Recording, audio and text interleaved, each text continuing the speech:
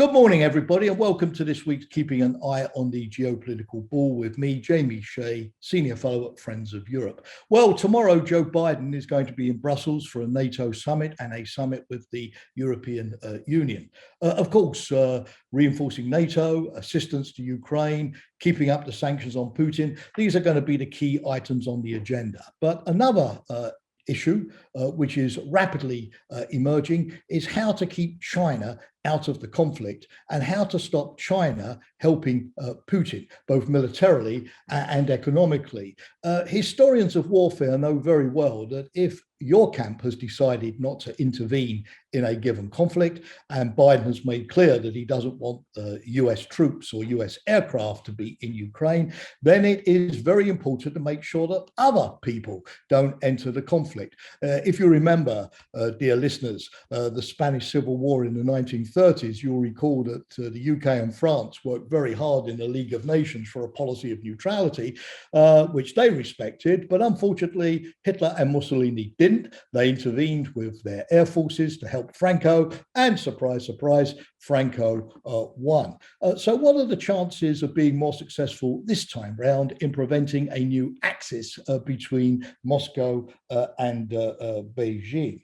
Well, Putin certainly is counting on Chinese assistance. According to the New York Times, he has asked President Xi to give him surface-to-air missiles, drones, armored vehicles, and even meals ready to eat for his troops, who apparently are lacking food supplies. He's also looking for financial assistance and access to the Chinese banking system to get around the blockage of the SWIFT international payments system. He's looking for access to Chinese shipping and Chinese ports. Putin is also selling more of Russia's wheat, gas, timber and oil and other minerals to China, hoping that Xi will pay for them in advance, relieving some of the economic pressure on Moscow as well. Now, at first sight, President Xi may be prepared to help Putin. After all, the two countries call themselves strategic partners, and they signed a very long joint declaration back in early February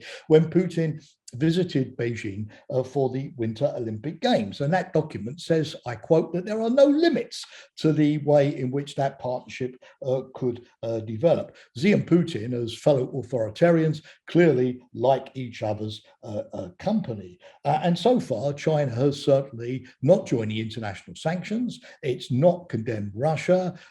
It has not wished to call Putin's invasion an invasion. And it indeed has put, as Russia has done, a lot of the blame on NATO and its policy of enlargement for the conflict. But beyond words, it has taken a much more ambivalent and more moderate position. It abstained in the two votes condemning Russia in the United Nations Security Council and General Assembly. It's called for a ceasefire. It's offered to be a mediator. And even yesterday, it gave an admittedly rather modest $1.6 million worth of humanitarian assistance to Ukraine. Indeed, China has sort of given an impression of being rather embarrassed by all of this and wishing that the conflict could be over as quickly as possible so that everybody can get back to business as usual. But this said, China has been cultivating Russia for some time. Why? I think there are three reasons.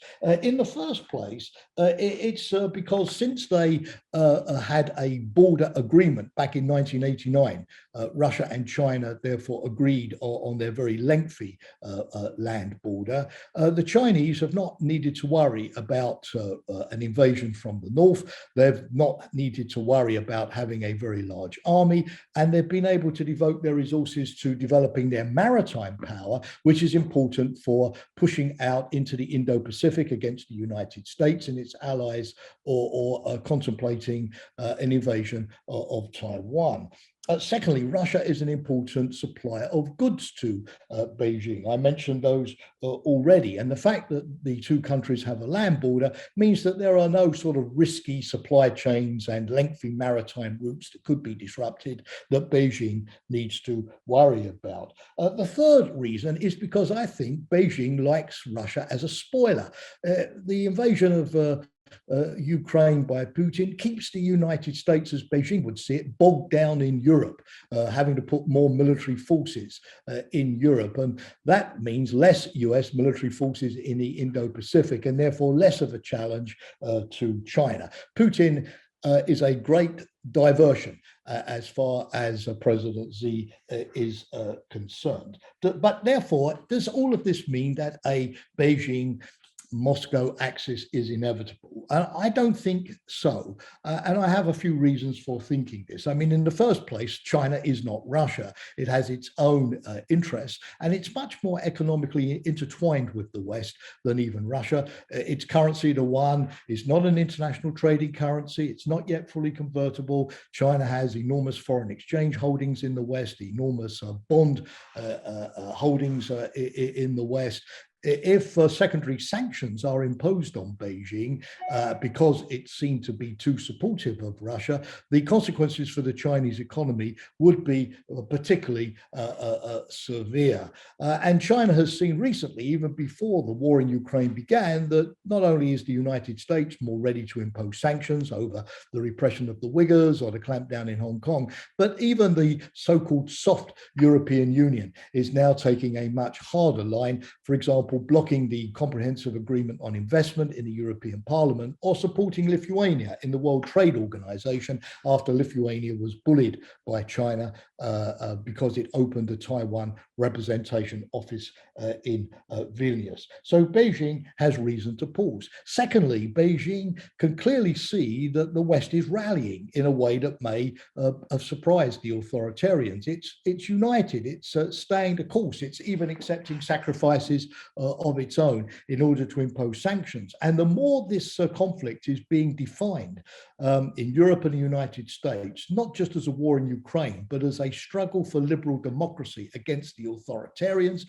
the more the mud that is hitting Putin splashes also on Beijing. And China is concerned about that, given its desire to be seen as a responsible international actor. So if Putin fouls and is seen to retreat miserably, then of course the damage to China and its own reputation as an authoritarian state could be severe as well. And China would need therefore to mediate or to burnish its foreign policy to try to limit the damage. So there may be opportunities for the allies this week in Brussels to take a common position.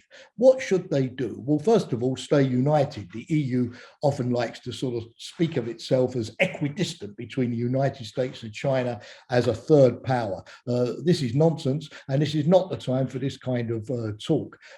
We need the EU and the US to be equally clear on asking, even demanding, that Beijing stays out of this conflict and doesn't give support, covert or overt, to Putin. The second thing is to support Taiwan so that what happened to the Ukrainians will not happen to the Taiwanese.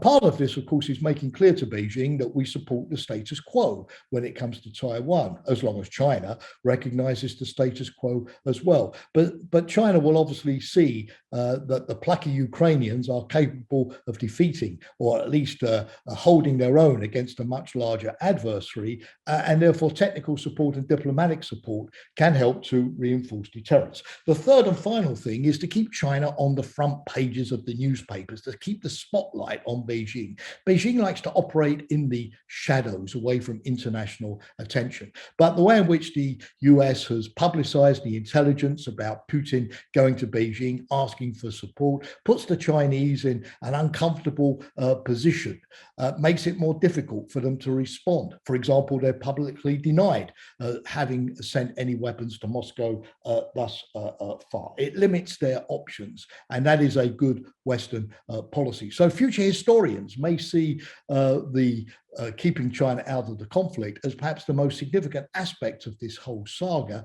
And if that can be achieved, the ability of the West to tie the multinational system back together after Ukraine and to keep globalization going and avert Cold War II will be massively greater. Thank you for watching this week. As always, I'm grateful for your attention, and I look forward to engaging with you next week.